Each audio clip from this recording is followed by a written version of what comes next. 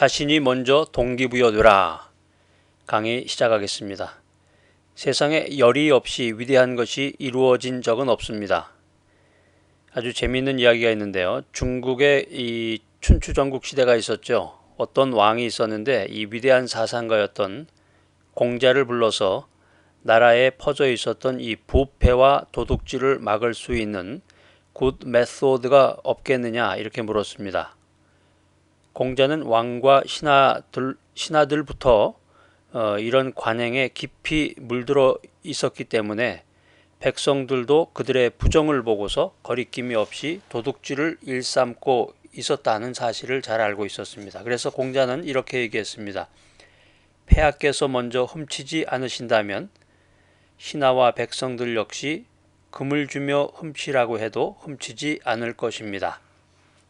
아주 명언이네요. 근데 이 공자는 목이 여러 개가 있었나 봅니다. 폐하에게 도둑질하지 말라고 직언을 했는데요. 요즘 식으로 얘기하면 돌직구를 날린 건데, 그러니까 이 공자의 이야기는 먼저 본을 보이면 주변 사람들도 모두 그렇게 행하게 되는 동기부여의 영향력을 간단명료하게 설명한 것입니다. 그렇습니다. 이 동기부여의 가장 중요한 스타트 포인트는 스스로가 일할 의욕에 불타 있지 않으면 다른 사람들을 고무시킬 수가 없다, 이런 것입니다. 그래서 이 동기부여된 리더만이 다른 사람을 동기부여할 수 있다는 원칙을 우리가 여기서 찾아볼 수가 있는데요. 그래서 본보기를 보이는 것만이 최선의 방책이다라고 하는 것입니다. 굉장히 간단하죠? 그런데 왜 오늘날 이 경영관리 분야에서 이런 점들이 간과되고 있는가, 무시되고 있는 것인가? 모든 일에 열정적인 사람의 태도는 주변 사람들을 감화시킵니다. 특히 그 사람이 신뢰받고 있는 사람일 경우에는 더욱 그렇죠. 그 반대 경우를 살펴보면 그런 태도가 얼마나 중요한 것인지 우리가 이해할 수 있습니다. 리더의 태도가 냉담하거나 완고하다면, 또 열의도 없고 무관심한 데다가 일에 대한 흥미조차 없다면 그가 사람들에게 어떤 영향을 끼칠지 생각해보지 않아도 뻔하겠죠. 열의는 전염되는 것입니다. 더불어서 열성적인 사람은 대개 유능한데 모든 일에 자신감이 있고 자신의 일을 좋아하기 때문이죠. 다른 사람의 나태한 태도를 비판하기 전에 자신은 과연 맡겨진 임무에 대해서 얼마나 전력 투구하고 있는지 스스로에게 물어봐야 합니다. 그리고 그 열의와 헌신이 진실된 것인가? 그 모습을 다른 사람들이 눈으로 볼 수 있고 또 피부로 느낄 수 있는가? 스스로에게 물어봐야 합니다. 자문해야 합니다. 말은 물론이고 행동으로 그런 열정이나 책임감을 표현해 본 적이 있는지, 또 다른 사람에게 훌륭한 본을 보이고 있는지 우리가 리더로서 스스로 물어봐야 될 체크 포인트입니다. 동기부여라고 하는 것은 감기 바이러스처럼 전염되는 것입니다. 이것은 가르쳐서 되는 것이 아니라는 거죠. 동기부여라고 하는 것을 어떤 학문상의 원리로 해서, 물론 이제 강의 시간에는 여러분들이 강의를 듣고 연구를 하지만 여러분들이 처해진 그 사업처, 학교나 관공서나 또 직장에서 동기부여에 대해서 가르치는 것이 아니라 본을 보이고 행동으로 리더가 그것을 모범을 보일 때 이것은 바이러스처럼 전염된다라고 하는 것입니다. 그러면 왜 먼저 본을 보여야 하는가? 그 이유에 대해서 우리가 한번 살펴보고자 합니다. 우리는 경험을 통해서 다른 사람의 이 본을 보이는 태도가 우리 자신을 동기부여시키는데 큰 힘으로 작용되고 있다고 하는 사실을 잘 알고 있습니다. 리더가 모든 일에 열정적이고 동기부여가 되고 있다면 리더를 따르는 사람들도 모두 리더의 영향을 받을 것입니다. 여러분, 다음의 경우를 한번 들어보시고 여러분의 경우는 어떠한지 다음의 질문에 대해서 한번 스스로에게 답을 해보시기 바랍니다. 당신을 격려하거나 당신을 동기부여시켜준 리더가 있습니까? 그렇다면 그들은 어떤 특징을 갖고 있습니까? 반대로 관리자가, 경영자가 잘못된 본을 보여서 그룹의 이 근무 의욕을 저하시키고 열정을 식게 한 일이 있습니까? 뭐 썰렁하게 만든 거죠, 완전히 분위기를. 이 셰익스피어의 연극 베니스의 상인에 보면은 이런 말이 나옵니다. 어떤 그 등장인물이 이야기한 것인데요. 20명에게 무엇이 올바른 행동인지 가르치는 것은 쉬운 일이다. 그러나 그 20명 가운데서 단 한 명만이라도 내 가르침을 따르게 한다고 하는 것은 매우 어려운 일이다. 아주 의미심장한 이야기네. 우리가 조금 전에 살펴봤던 그 동기부여를 가르쳐서 되지 않는다라고 하는 부분과 좀 일맥상통하는 부분이 나오죠. 주어진 일에 최선을 다해본 관리자라면 이 말 속에 담긴 어려움의 참뜻을 아마 깊이 공감하게 될 것입니다. 본을 보인다는 말이 이제 계속 나오는데요. 이 본을 보이는 태도는 자연스럽게 드러내는 것이 바람직하다. 본을 보이는 것도 뭐 의식적으로, 가식적으로 하는 사람도 주변에 많이 있습니다. 일부러 모범을 보이게 되면 효과를 기대하거나 다른 사람을 의식하여 어떤 일을 한다는 인상을 풍기게 된다. 이것을 제일 잘하는 사람들이 있죠. 주변에 정치인들이 주로 그 쇼를 많이 하는데, 정치 쇼라고 우리가 하는데 거기서부터 시작이 돼서 모든 사회 전반에 이렇게 쇼를 하는 사람들이 많이 있습니다. 본을 보인다고 하는 것은 그 효과에 대한 기대 없이 있는 그대로 자신의 모습을 정직하게 드러내는 것이 아닐까. 정직하게 자신을 드러내면서 본을 보여야 되는데 이것을 가식적으로, 의식적으로 쇼를 하면서 이렇게 한다고 하면은 그 함께하는 사람들, 팔로워들이 혼돈에 빠지게도 되고 사회가 어떻게 되겠습니까? 여러분은 어쩌면 때로는 본을 보이기 위해서 의식적으로 미리 계산된 행동을 할 필요가 있지 않을까 이렇게 생각할지도 모르겠습니다. 그런데 대가를 바라고 하는 말과 행동은 역효과를 낼 수 있다라고 하는 것이죠. 역사가 그걸 증명하고 있습니다. 역사가 여러분의 경험에 비춰보더라도 그 주장은 아마 현실성이 없다는 것을 잘 알 수 있을 텐데요. 왜냐하면 진심으로 가열찬 목적의식이나 열의 또 이 추진력은 흉내낼 수 있는 것이 아니기 때문이라는 거죠. 그러니까 우리가 이제 아무리 거짓말로 상대방을 속이려고 해도 이 진심이나 열의는 속일 수가 없는 거죠.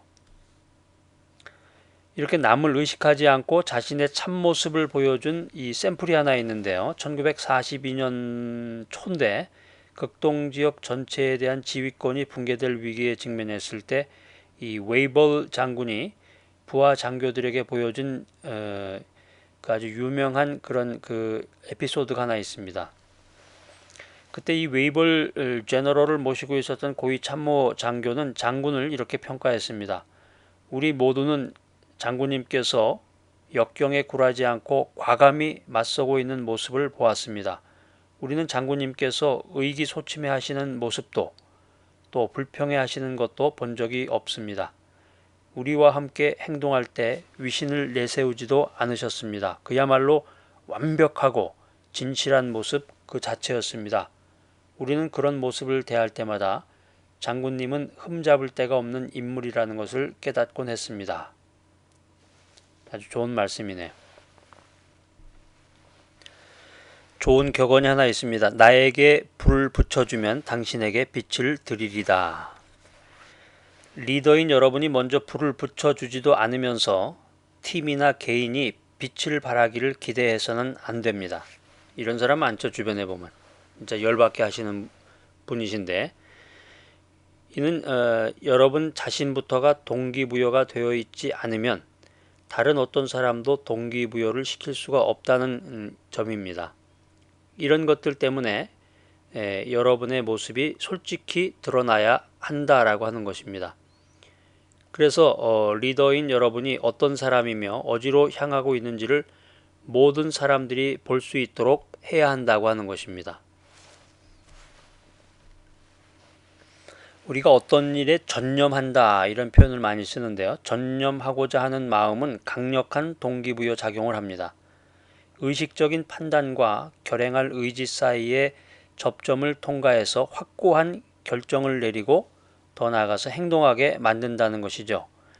이처럼 전력 투구하고자 하는 마음은 새로운 에너지를 솟구치게 합니다.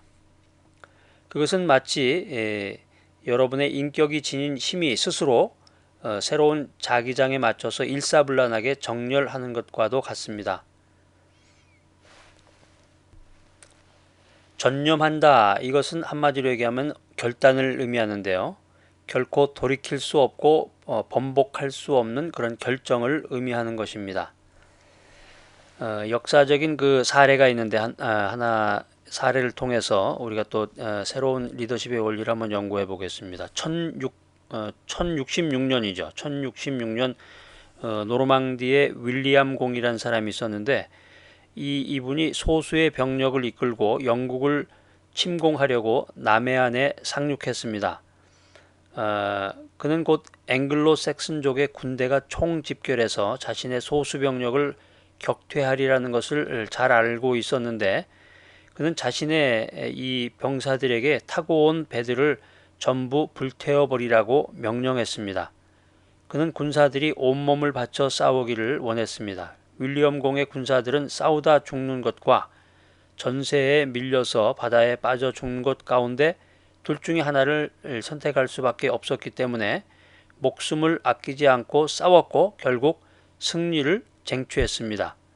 윌리엄 공은 승리를 위해 군사들을 강하게 동기부여시켰던 것입니다. 어디서 많이 들어보던 이야기네요. 우리가 잘 알고 있었던 그런 이야기인데요.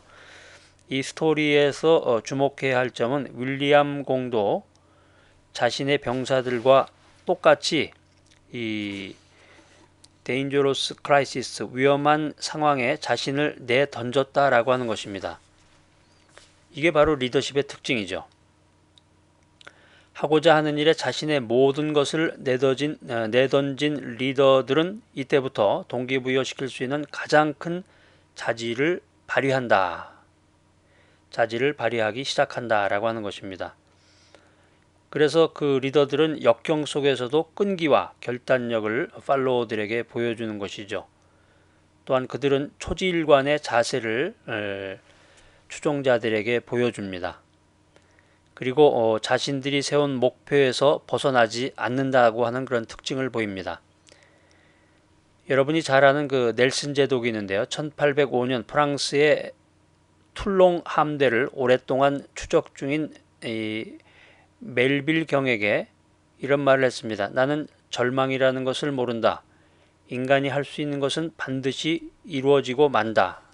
이런 서신을 써서 보냈다고 합니다. 그로부터 4년 후에 웰링턴은 바다초츠 앞에서 그의 부하 장교에게 항상 그랬듯이 나는 절망하지 않네. 벗어버릴 수 없는 아주 어려운 과업을 맡고 있지만 그것을 두려워할 필요는 없다고 보내. 이런 편지를 썼다고 합니다. 물론 그런 투지는 유연성과 조화를 이루어야 합니다. 일의 진척이 보이지 않는 일을 계속해서 추진할 것인가 아니면 다른 방법으로 전환할 것인가를 결정할 때 리더에게는 상당한 판단력이 요구되는데요. 에머슨은 이런 얘기를 했습니다. 바보스럽게 집착하는 것은 좁은 마음이 부리는 농간 때문이다. 사람은 진정으로 온 힘을 바쳐서 노력할 때 비로소 변화를 하게 됩니다. 유명한 간디가 이런 말을 했습니다. 세상이 변하는 것을 보고 싶다면 우리 자신부터 변화해야 한다.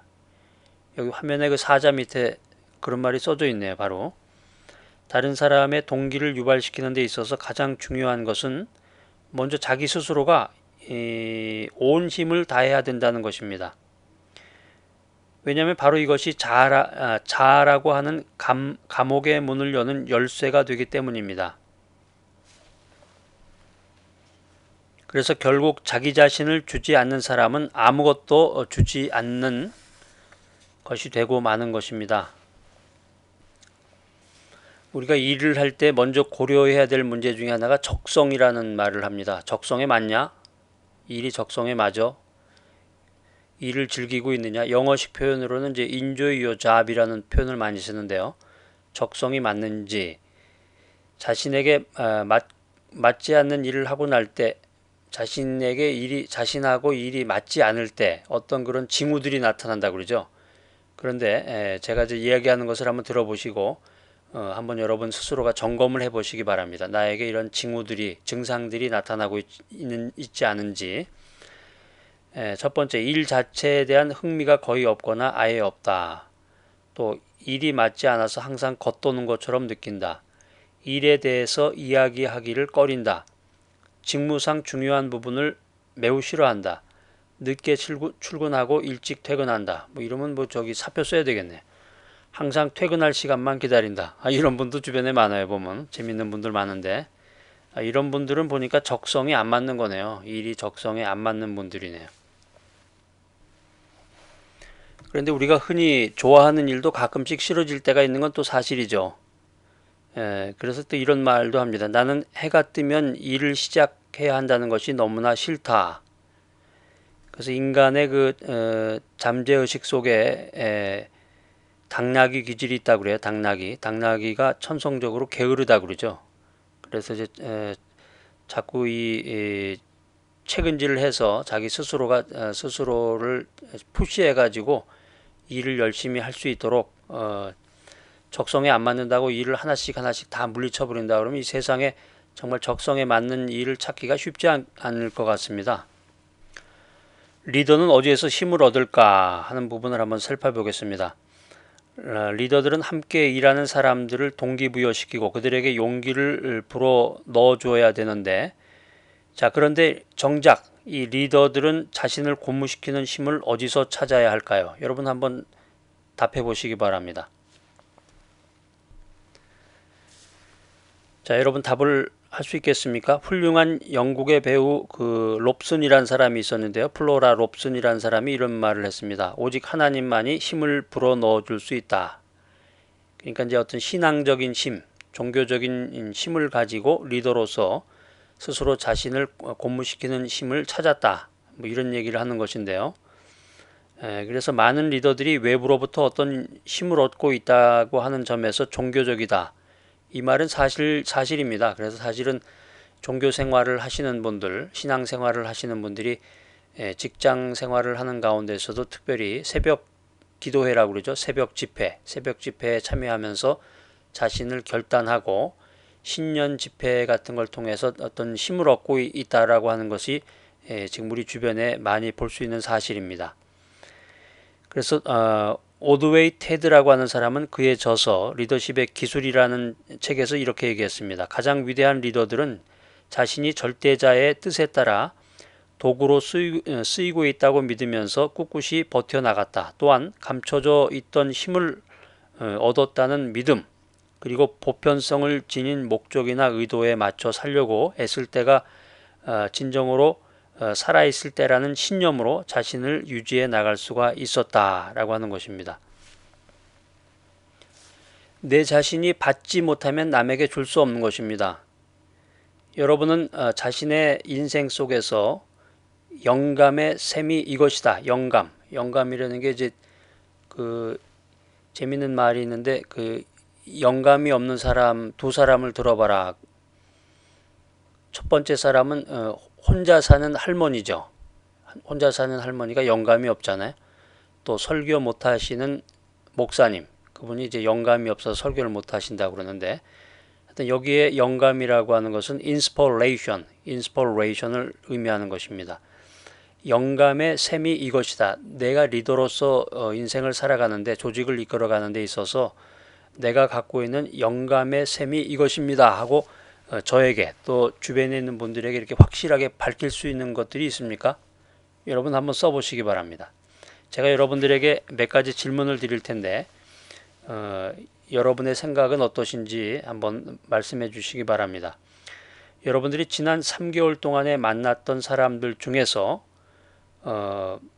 여러분으로부터 감동을 받아서 자신감을 얻게 되었다고 말한 사람이 있습니까? 근데 마침 제 주변에는 그런 분이 계십니다. 그런 분들이 많이 계세요. 그래서 저와 대화도 나누고 제가 이제 리더로서 영향력을 미치고 있으면서 컨버세이션을 나누고 있는데, 두 번째입니다. 오늘날 세상에서 사람을 감동시켜 기운을 불러일으키는 일을 가장 잘하고 있는 인물이 누구라고 생각하십니까? 여러분 누구라고 생각하세요? 대통령인가요? 미국 대통령인가요? 아니면 정치인들인가? 종교인들? 의사? 누구라고 생각하십니까? 스포츠맨인지도 모르겠네. 요즘에 이제 스포츠를 통해서 감동을 받으니까요. 축구 선수라든가 야구 선수. 여러분은 누구라고 생각하시는지 한번 구체적으로 적어보시기 바랍니다. 그리고 그 이유는 무엇인지, 또 그것으로부터 발견할 수 있는 리더십의 원리는 무엇인지 저와 함께 또 대화를 나누기를 원합니다. 정보도 없고 고무되기도 했던 책은 무슨 책이었는가? 그러니까 리더가 되기 위해서는 항상 이제 책을 가까이 해야 되는데, 책을 읽게 되면은 이제 눈으로 책을 읽지만 이제 자기가 이제 서머리도 하고 리포트도 쓰고, 공부하시는 분들은 이제 연구 보고서도 쓰게 되고 또 논문도 쓰게 되고, 이 책이라는 것이 굉장히 그 중요한 역할을 하게 됩니다. 왜 그러냐면 책이라는 것은 사람으로 하여금 사색하게 만들죠. 생각하고 사색하게 만들고, 그것을 통해서 더 높은 가치를 향해서 나아가게 해줄 수 있는 그 소스가 뭐냐? 그게 바로 북이라는 거죠. 책이다. 그러니까 여러분은 정보도 얻고 또 여러분에게 영감을 주었던 그런 책이 있으신지. 그 다음에 이제 네 번째인데요. 지난주 이후로 방송이나 신문지상에서 당신의 정신을 고양시킨 이야기를 접한 적이 있는가? 예, 손동원 교수의 뉴스룸을 들으시고 여러분 이제 감동해서 또 뭐 어떤 생각을 하셨는지는 모르겠습니다. 제가 사실은 이제 지난번에 이제 그 안전에 대한 그 뉴스룸 주제를 가지고 이야기를 했더니 어떤 분이 그걸 들으시고 주일 설교 소스로 사용하시겠다고 저에게 연락이 오신 분이 계세요. 또 크리스마스에 대한 주제를 가지고 뉴스룸을 했더니 그 내용을 들으시면서 가족에 대한 생각도 했고 또 이웃을 돕고자 하는 마음도 들었다. 또 크리스마스에 대한 새로운 느낌을 가졌다. 이런 그 메시지를 저에게 보내주신 분도 계십니다. 아무튼 이렇게 네 가지 질문에 대해서 여러분들이 스스로 답을 해보시고 그 이유는 무엇인가, 또 여기서 발견할 수 있는 그 리더십의 그 원리들은 무엇인가, 이런 것들을 여러분들이 연구를 해보시기 바랍니다. 그래서 여러분이 받았던 이 정신적인 감동은 다른 사람들에게 전달해 줄 수 있고 또 공유할 수도 있는 것입니다. 여러분들이 리더로서 또 리더십 연구자로서 변화를 통해서 얻은 힘과 인스퍼레이션, 영감으로 다른 사람을 똑같이 감화시킬 수가 있는 것입니다. 로버트 브라우닝이라고 하는 사람이 그 이야기한 것이 있는데요. 시간을 들여 등불에 기름을 채우지 않으면 결코 불을 당길 수 없다. 여기 이제 화면에 보면 4번의 내용이 그 내용인데요. 제가 이제 압축해서 쓴 내용인데요. 자신이 먼저 동기부여되라. 이 부분에 대한 그런 종합적인 내용들을 한번 여러분과 함께 다시 한번 살펴보도록 하겠습니다. 다른 사람을 동기부여시키는 작업의 출발은 당신이 먼저 동기부여가 되어야 한다는 것이다. 다른 사람을 동기부여시키기 위해서는 리더 자신이 먼저 동기부여가 되어야 된다라는 것이죠. 그러니까 회사에서 또 사업체에서 또 학교나 관공서에서 부하 직원이나 학생들이나 또 팔로우들에게 무언가를 동기부여를 시키기 위해서는 푸시를 한다든가 고압적인 자세로 훈계를 한다든가 설교를 해서는 안 되고, 리더 자신이 먼저 동기부여가 되어서 그 열정을 가지고 바이러스처럼 그 열정이 전염이 될 때, 동기부여가 전염이 될 때에 그 조직이 변화가 돼서 성장을 향해서, 목표를 향해서 나아갈 수가 있다라고 하는 것입니다. 어려움에 직면했을 때 여러분들이 보여주는 열의와 전심전력하는 자세, 그리고 인내는 리더십의 세 가지 상징이 될 수 있습니다. 첫 번째가 뭡니까? 열의. 두 번째는 전심전력하는 자세. 그리고 세 번째는 인듀어런스, 인내. 이 세 가지가 리더십의 세 가지 상징이 될 수 있다라고 하는 것이죠. 어려움에 직면했을 때 여러분의 그 회사나 기업체, 또 관공서나 학교, 또 여러분이 처해져 있는 여러 가지 비영리 단체들이 어려움에 처했을 때 이 세 가지 리더십의 키를 가지고 그 관문들을 하나씩 여시면 돼요. 첫 번째 키는 이제 열의의 키, 열의를 가지고, 두 번째는 초점을 맞춰서 전심전력, 그 투수가 야구 투수가 전심전력 해가지고 공을 던지듯이 전심전력하는 자세, 그 다음에 끝까지 인내하는 마음. 뚜껑이 열린다고 그러잖아요. 자기가 작은 일에도 막 그냥 화를 내고 그 분노를 참지 못하는 것이 아니라 그런 분들 많아요. 보면 그 회사의 그 사장이나 CEO라고 그래가지고 막 물건 집어 던지고 그 부하 직원들을 그냥 막 종 다루듯이, 종도 아니고 무슨 뭐 노예 다루듯이 이렇게 그런 분들도 많더라고요. 그래가지고서는 회사는커녕 그 이 사회 자체가 존립이 안 될 것 같습니다. 그런 사람들이 많이 나타난다고 하면. 자, 그래서 이제 이 리더십의 세 가지 상징이 여러분들이 아침에 그 세면을 하면서 거울을 볼 때 여러분 얼굴에 이런 세 가지 요소가, 리더십의 세 가지 상징들이 여러분에게 나타나는지. 여러분 리더잖아요. 여러분이 리더십을 연구하는 사람으로서 이 세 가지 상징이 되는 그 형상들이 여러분의 얼굴에 가득하게 나타나는지 여러분들이 살펴보시기 바랍니다. 그런 다음에 여러분들이 미소를 지어보세요. 스마일 하면서 오늘 내가 미소를 지을 수 없다면 오늘은 상점문을 열지 말아야지. 이런 자세를 가지세요. 이게 이제 중국의 속담이라고 그러는데요. 미소를 지을 수 없다면 오늘은 상점문을 열지 말아야지. 여러분이 여러분 스스로의 거울에 여러분의 자화상을 비춰봐서 열의가 있는 리더, 전심전력하는 리더, 인내하는 리더로서의 그런 모습이 비춰지지 않으면 여러분은 오늘의 그 하루, 투데이, 여러분의 하루는 세상 말로 꽝이 되는 거죠. 꽝이. 자, 그 다음에 계속하겠습니다. 나쁜 병사는 없다. 다만 나쁜 장교가 있을 뿐이다. 이제 이런 말이 있는데, 그런데 엄밀히 따지면 사실이 아니라고 합니다. 나쁜 병사, 나쁜 학생, 나쁜 직원, 나쁜 팔로우, 나쁜 성도, 이 나쁜 일꾼들은 있지만 그것은 100명 가운데 5명 꼴밖에 안 됩니다. 5%. 나머지 95%는 여러분이 하기 나름입니다. 그들이 일에 완전히 몰두하지 않는다면 그것 또한 리더 당신의 여러분의 잘못인 것입니다.